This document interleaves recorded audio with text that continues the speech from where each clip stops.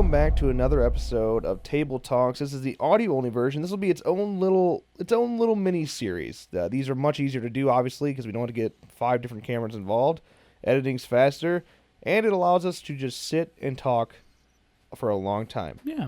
We have a lot of stuff planned for this, as well as our drunk debate show. Hopefully that'll have camera to it, but if not, it'll be audio-only, so... Hope you enjoy this. Hope the podcast works out. This will also be posted on iTunes and Podbean. If you want to hear this on the go in your car, shoot like that, feel free to do that. Before we get started, though, first of all, as always, we still got a movie playing in the background. Okay, this one's a little still nostalgic for us. In fact, we're pushing an anniversary here. It's actually technically this film's anniversary too. Not to this day, but it's technically its anniversary too. Yeah. But its predecessor, it gets more attention. Yeah. So they say. It's a horror movie, obviously, and nostalgic to us. I'm just going to let you guess blindly, though, and of course, we'll pin in the comments whoever gets that movie right. So just guess blindly. It shouldn't be that hard. Shouldn't be that hard. It makes it more fun, though, if you don't know what we're talking about. But today we're going to be going ahead, we're going to be discussing some unanswered horror movie questions. Questions that have spawned from horror movies. Now, some of these you've probably already thought about yourself, and some of these are just, like, deep to us that just bother us.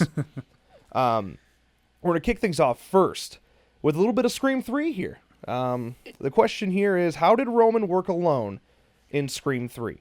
Now, obviously, because I just said that, there are spoilers in this video. I don't know if that was obvious or not. Maybe I should have said that earlier. Hopefully I didn't just ruin the whole movie for you. And that'll continue throughout all these questions. But this is one that we thought of ourselves rather than coming from some random list on Google. And it's because it really is just that annoying. Yeah. Like, how did Roman work alone? You know, one of the things that's always consistent in Scream, it's funny I say that like that because there's only 2 movies before this.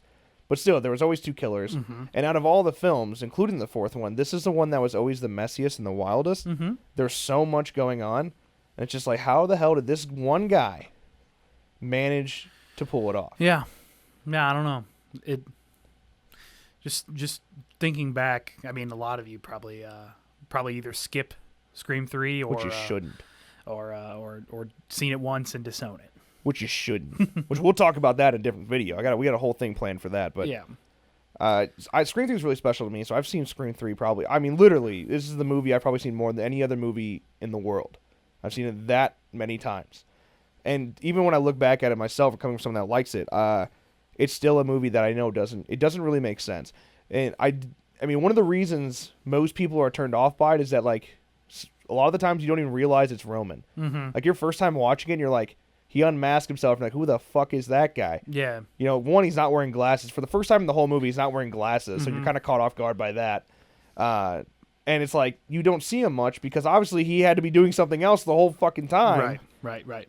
Yeah, just to make that possible. It just kind of, one, how did he get the technology? How did he manage to get something that could change your voice in anybody ever? Yeah, that part really doesn't make any fucking sense. It really doesn't. I mean, it makes the movie work better, obviously. Right. Because he has to work alone and he has to be able to manipulate people in such fashions. Right. And, you know, none of those people are his friends. He has no friends other than, like, Jen. Mm-hmm. He's got nobody to really work with. Yeah. So I kind of get, it doesn't really make sense at the end of the day how he managed to do it. It also doesn't really make sense that it was him that planted Billy. He told Billy to kill. Right. And then Scream 2 was just a fluke. And then the fact that he got hired to make Stab 3, I mean, there's a lot of coincidences that work out in Scream 3. Yeah. So how did Roman work alone in Scream 3? He just did. No. Because Scream 3 did whatever the fuck it wanted to. It didn't follow any rules logistically at all. It really doesn't make sense, but you have to accept that if you want to enjoy it. I mean, it's still an enjoyable movie at the end of the day. Yeah, I love Scream 3. A dewdrop. Yeah, I love Scream 3. It really just doesn't make sense. If you aren't able to come out of that world of realism for a little bit, you can't buy in. Yeah. Yeah. That's a tougher one. You can't, because there's really no answer to it. He just did. He just did it. Yeah. Let's move on to the next question. Who taught Michael how to drive in Halloween? I don't think anybody did. I think he just figured it out. He just figured it out. See, I always said that. It makes complete sense to me that he could get in a car and just go. It's not that hard, people. It's Yeah, not that hard. The only thing that like turns me away from that at all is the fact that he was 6 years old. He hasn't seen people really drive. He wouldn't even really know what pedal does which. You know? Right, and then he made it all the way back to Haddonfield. Yeah. So yeah, there. I mean, it wouldn't take long to figure out yourself. This pedal does that. This pedal does that. But I mean, he takes off, is ready to go, the second he drives. Yeah. What I didn't right before we started, off the air here, I told you I read something that I wasn't gonna tell you until we started recording. It was about this question. Apparently, a deleted scene in Halloween: The Curse of Michael Myers, which is Dr. Wynn, because Dr. Wynn is part of this whole cult thing, the whole curse thing. Apparently, there's a line in a deleted scene from The Curse of Michael Myers where Dr. Wynn says, "I even taught Michael how to drive." Yeah, and Dr. Wynn's also in the first Halloween. He's the one, which is weird because he's the one that says he doesn't even know how to drive. He can't even drive a car, Sam. Like, so. Dr. Wynn says that in the first one, but apparently he said in Curse of Michael Myers that he taught Michael how to drive, and that's how Michael escaped in the first place. I don't know if that was just a huge continuity error, or if that was in the original Halloween he was trying to play it off like wasn't my fucking fault. You know, I don't think Deborah Hill and John Carpenter had the plan to make Dr. Wynn evil. Yeah, I think Dr. Wynn was a throwaway character. Yeah. But yeah, apparently it was Dr. Wynn the whole time. That piece of shit. Wow. Again, though, that's a deleted scene, so even it's one of those where you have to go to the script for the answer. Right. Which is like our next question.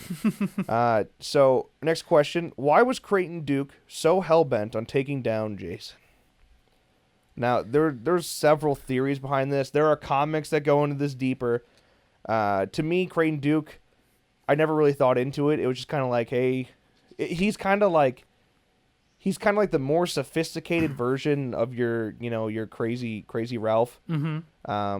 That's kind of always thought. Just it's a curse that's always been there. It's a burden that's always been at Crystal Lake. Yeah. And he just kind of ran into it. But based on my research, in the script, the original script for Jason Goes to Hell, it was explained that Creighton Duke's girlfriend was killed by Jason. And because of that, he became obsessed with him. Okay. How does he understand the curse? How does he know about the knife? How does he know about the I don't know.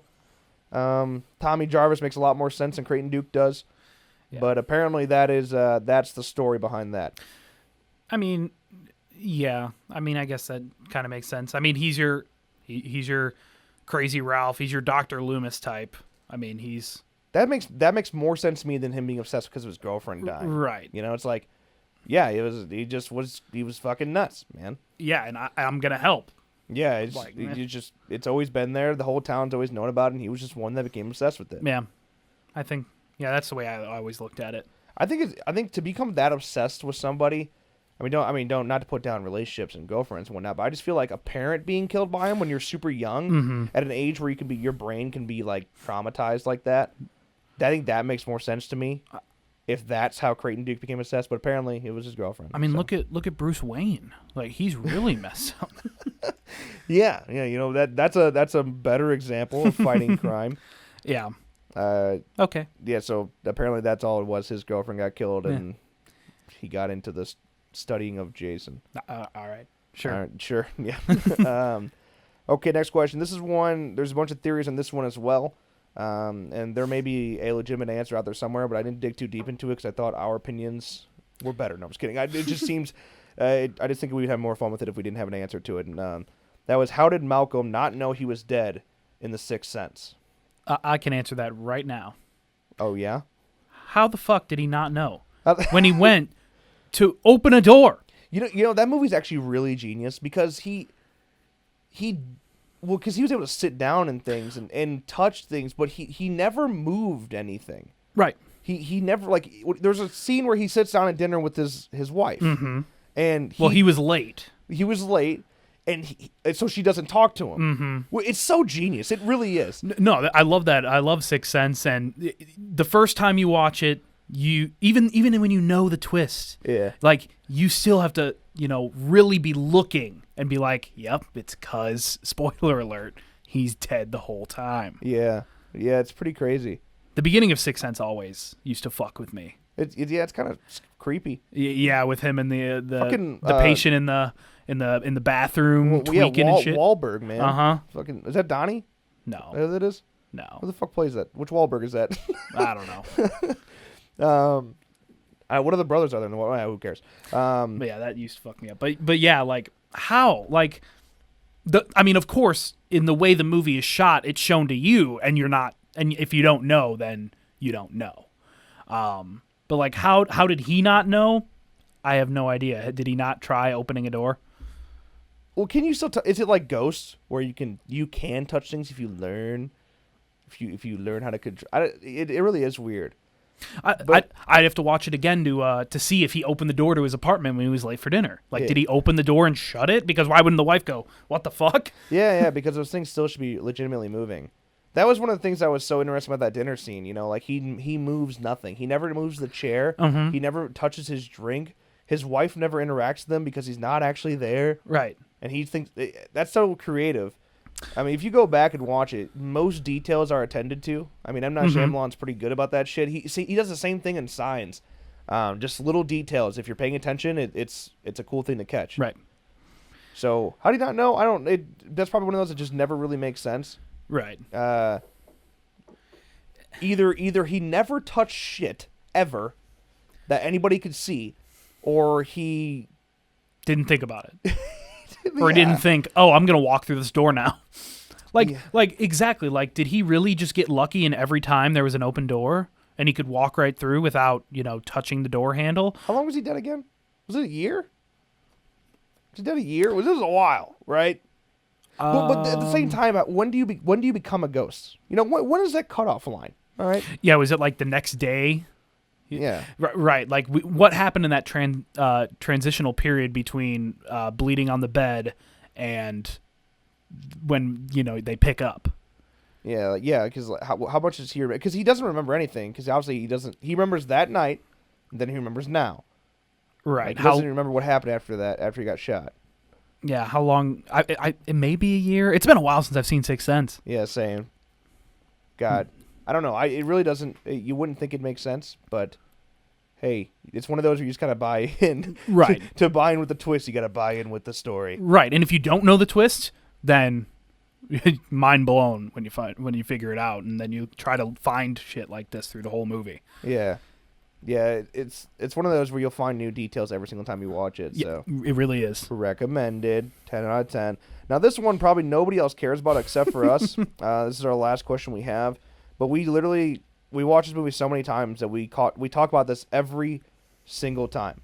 And I still know what you did last summer. How does it make any sense at all? Truly it doesn't, which is one of the reasons everybody hates it.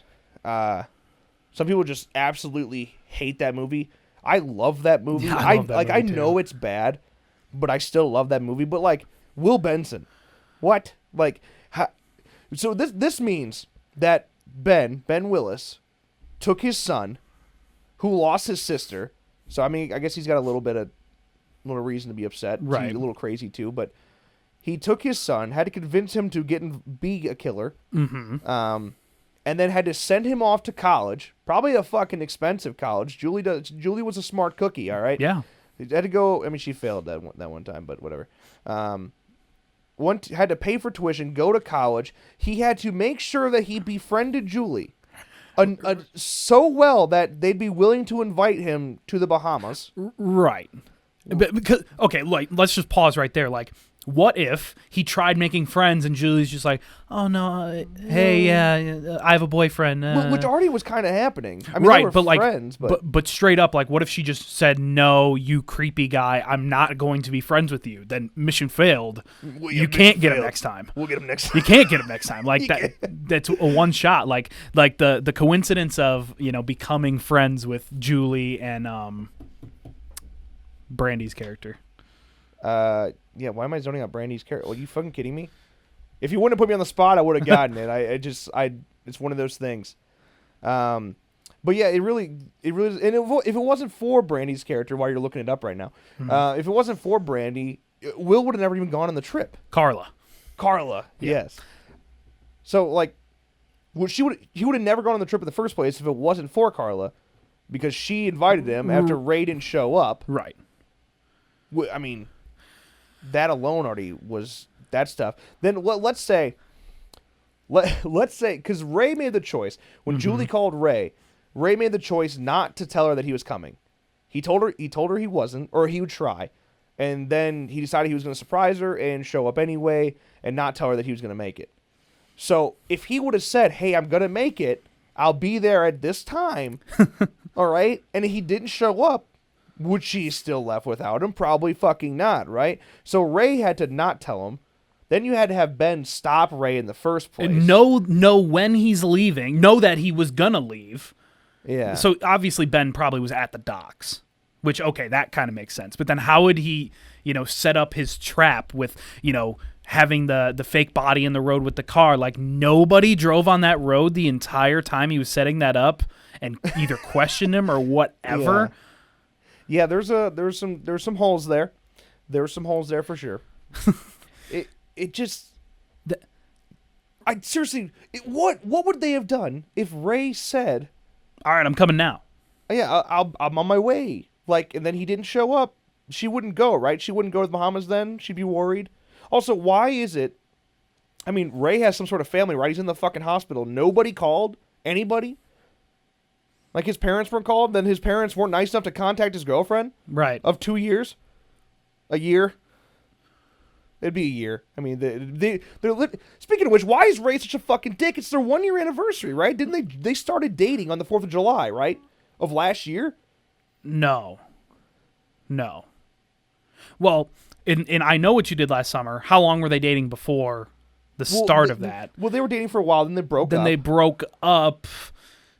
Right. Yeah, they broke up. But then they got back together after they cut off Ben's hand, right?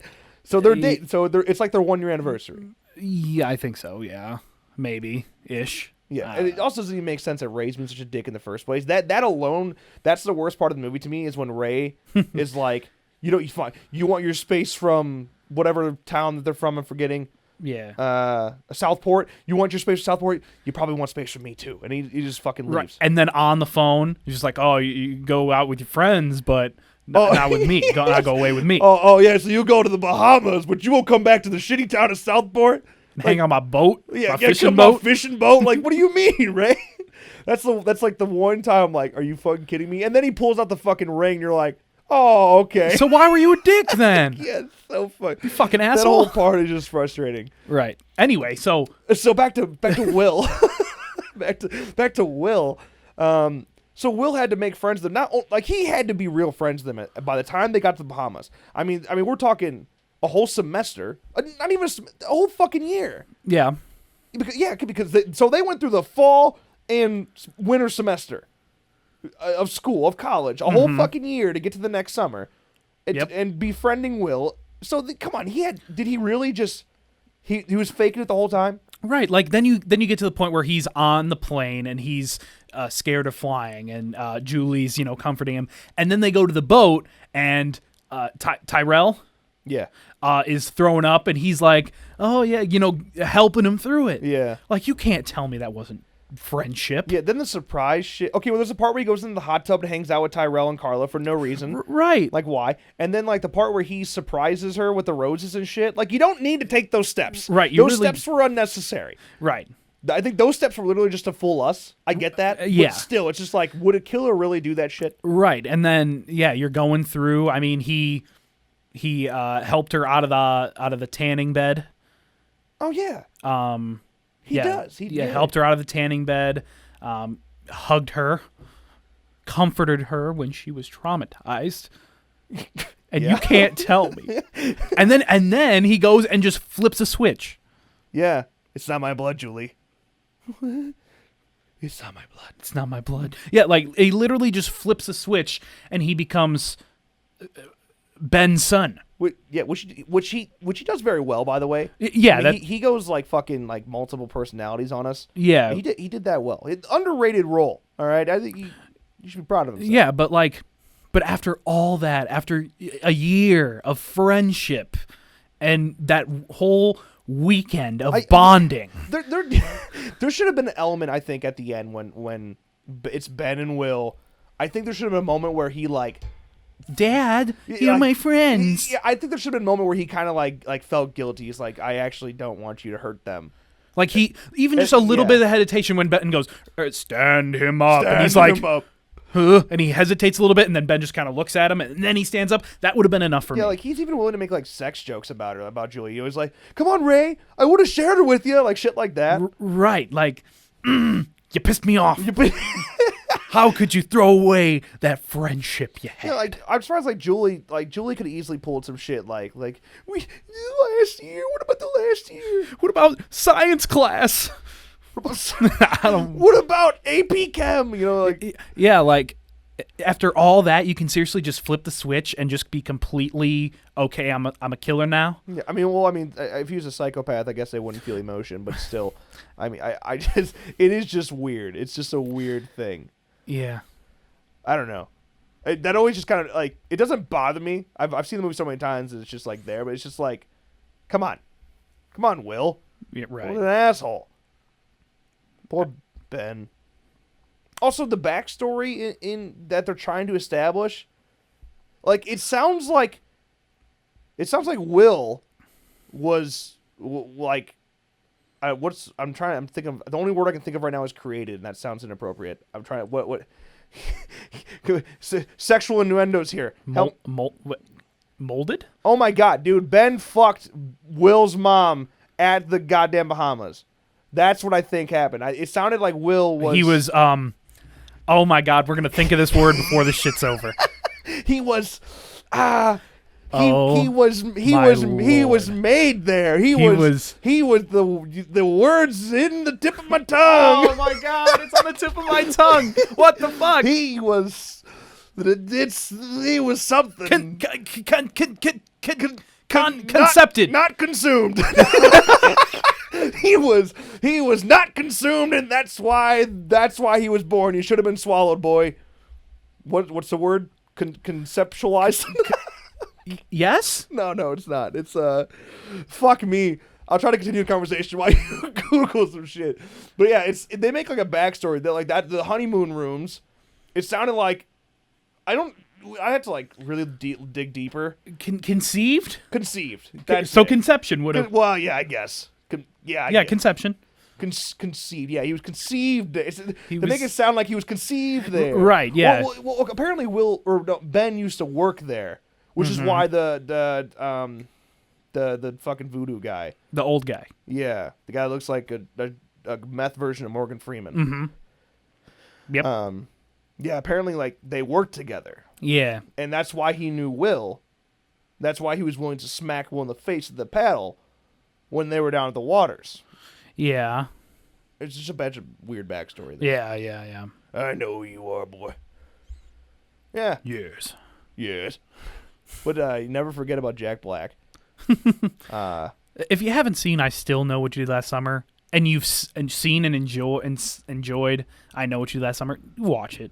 Yeah, like go in open-minded. It's not as good, all right? But it's so 90s. Right. I fucking love it. You got Jennifer Love Hewitt's song in there, which just makes me fucking happy every time I hear it. Freddie Prinze Jr. is like the ultimate 90s figure. Yeah. I mean, it's just so fucking Jack perfect. Black. Dude, Jack Black, which he goes uncredited, by the way, which is just says a lot about the role.